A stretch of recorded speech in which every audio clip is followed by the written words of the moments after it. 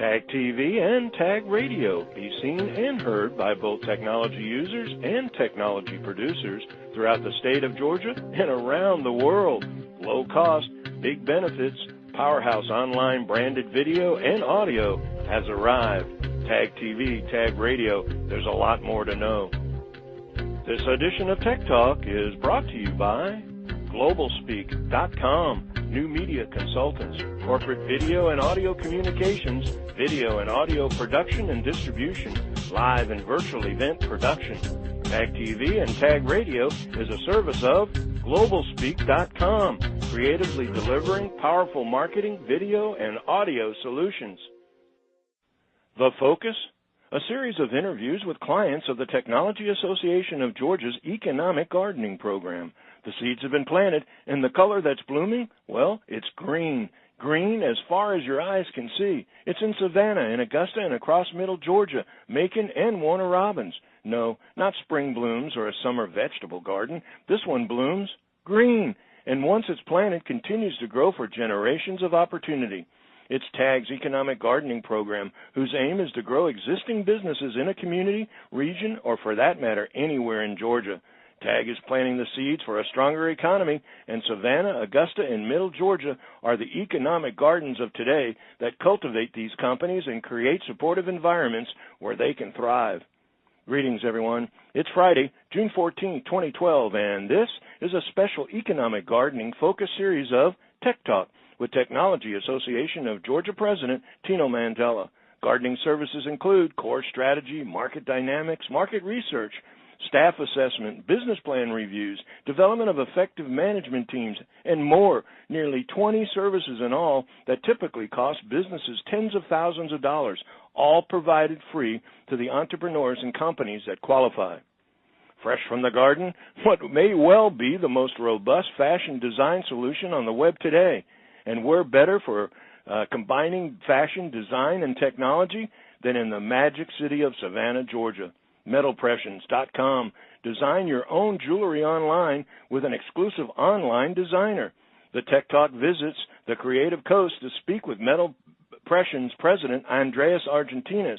A former business and marketing manager as well as a business systems analyst, Andreas brings to this new startup a strong experience in strengthening bottom lines through management and marketing initiatives, a proven track record of identifying undercapitalized opportunities and excelling in demanding environments.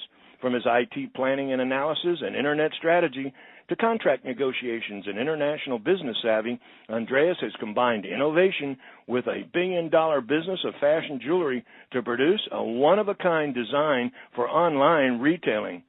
The economic gardening goes, well, bling, as in jewelry, as Tino speaks with Andreas Argentinis, President, Pressions.com. Andreas, thank you for joining me on Tech Talk.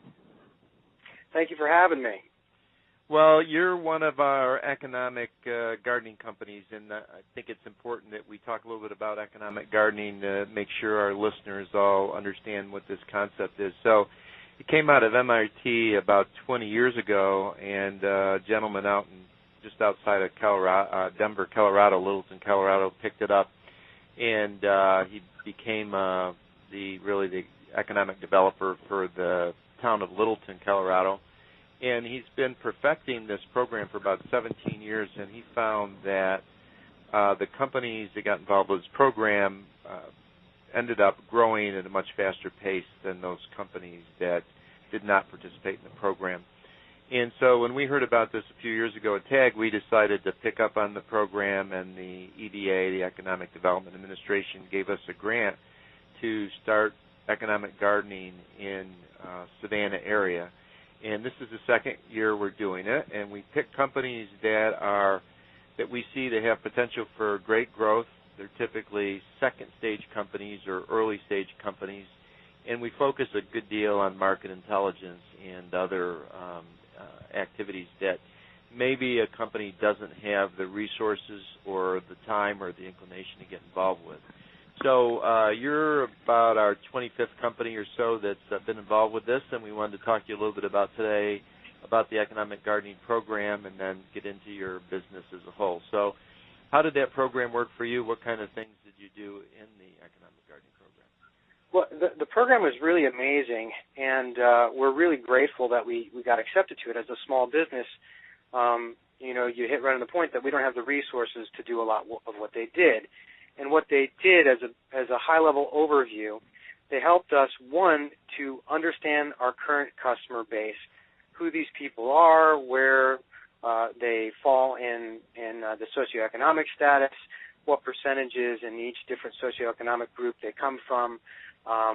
And then once you look at all this data and you understand who your customers are, where they are, what their interests are, then you can identify where you can market to them, in print or online.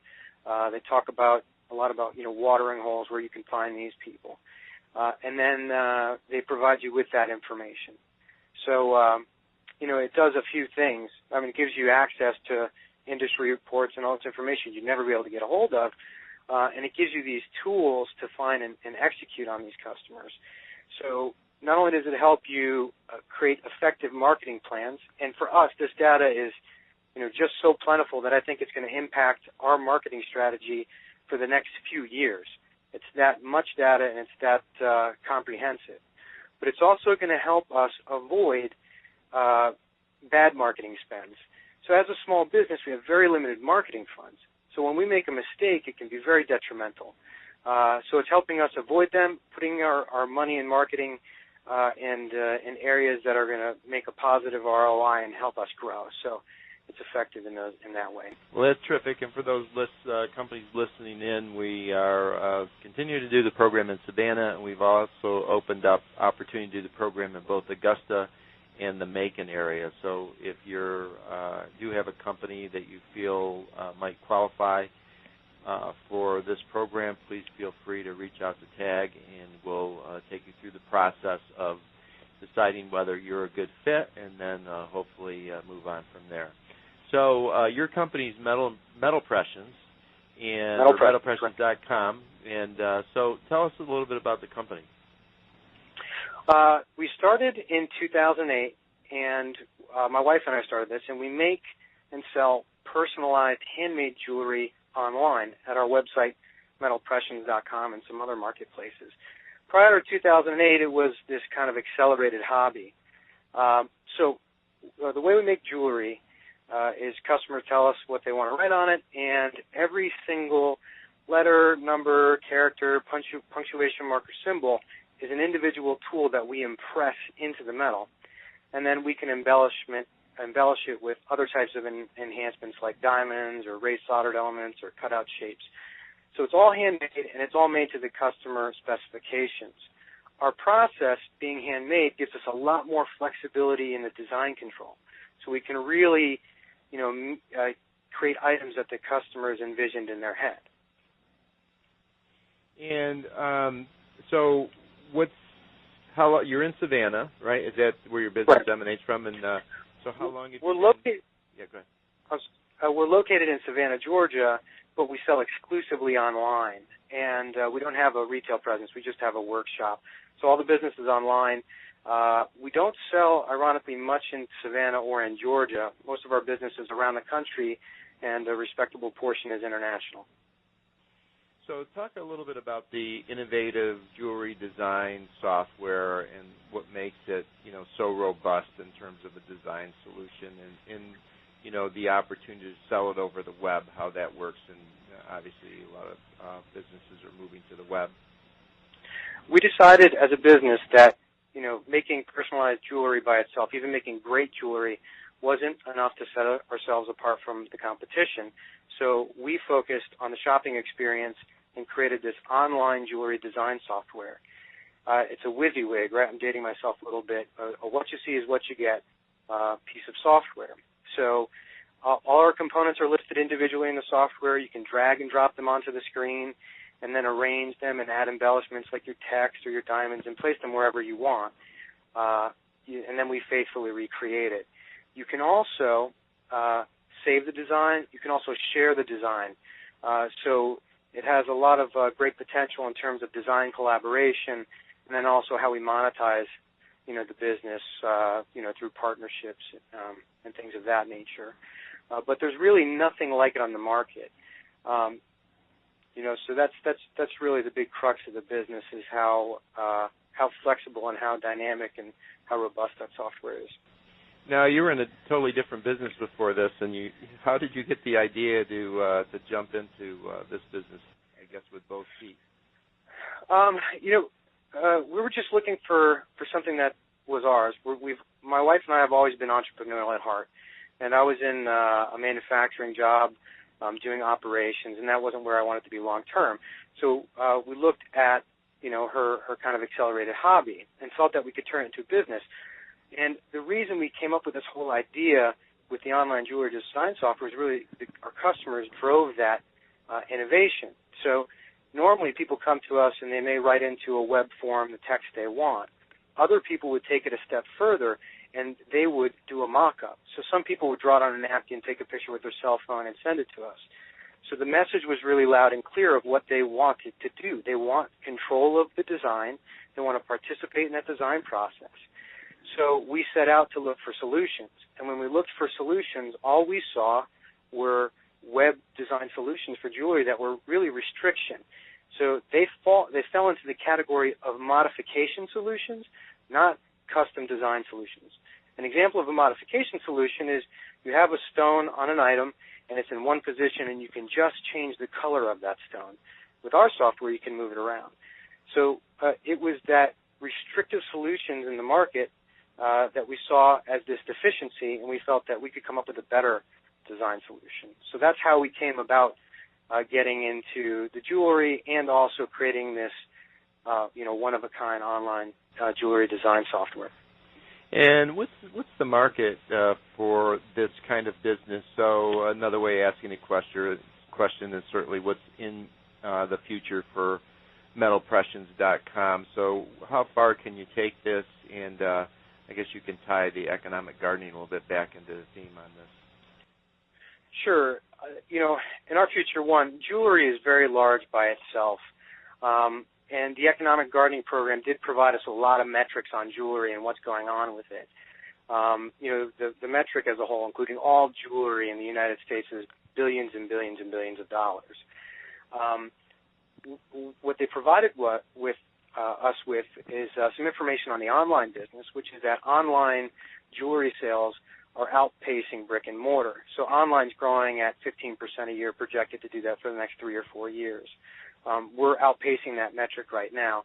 So economic gardening has provided us a lot of information that help us understand that we are in the right segment with jewelry. And we are in the right segment being in a custom, handmade, personalized product. They validated that with information showing that the custom-made segment is also growing. The personalized segment is one that's becoming very popular. I think, in terms of popular design, people are kind of tired of standardized, homogenized items, and they want something that they really created. So the future in jewelry looks really bright. The software is giving us a major competitive advantage. It does a lot of great things for our business. It improves conversion, it reduces lead times, and it gives us this opportunity to integrate that software into other retail sites while we fulfill the jewelry. So we're looking to create strategic partnerships with some online large retailers, jewelry retailers. And then after that, since we developed the software, in the future we're looking to develop and make and manufacture other types of personalized items that this tool can be used to allow customers to have creative control. So that's the future. It looks really bright for us. So we're very, very excited about where we are right now. It sounds great. We have time for one more question, so let's get it personalized a little bit. Any good stories about jewelry you've made for someone and what that meant?